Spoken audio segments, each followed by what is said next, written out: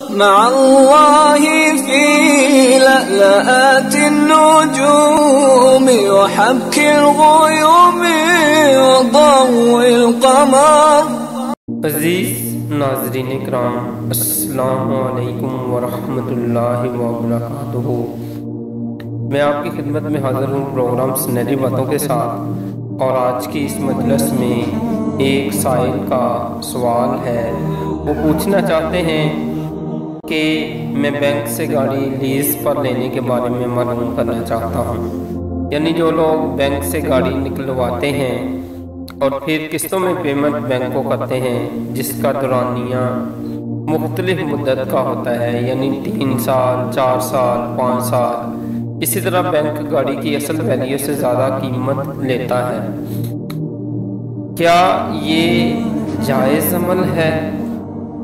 تو یاد رکھیے گا کہ نقد کے مقابلہ میں ادھار یا قسطوں پر خرید و فروخت کی صورت میں زیادہ قیمت مقرر کرنا جائز اور درست ہے، اور یہ سود کے زمرے میں نہیں آتا۔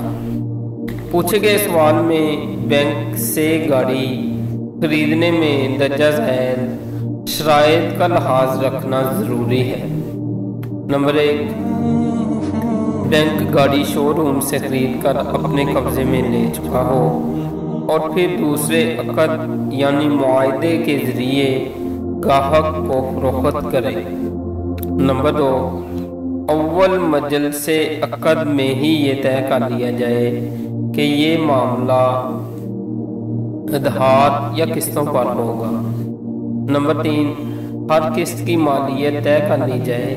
نمبر 4، یہ بھی طے کر لیا جائے کہ کل کتنی قسطیں ہوں گی۔ نمبر 5، کسی قسط کی ادائیگی کی تاخیر میں کوئی جرمانہ مشروط یعنی عائد نہ کیا جائے۔ ان شرائط کو ملحوظ رکھتے ہوئے بینک سے گاڑی قسطوں پر خریدنا بلا شبہ جائز اور درست ہے۔ ان میں سے اگر ایک شرط بھی فوت ہو گئی تو مذکورہ معاملہ جائز نہیں ہوگا۔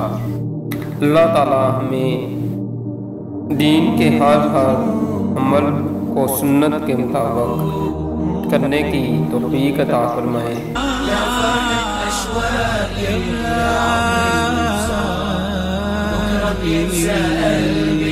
كل أيام الصعب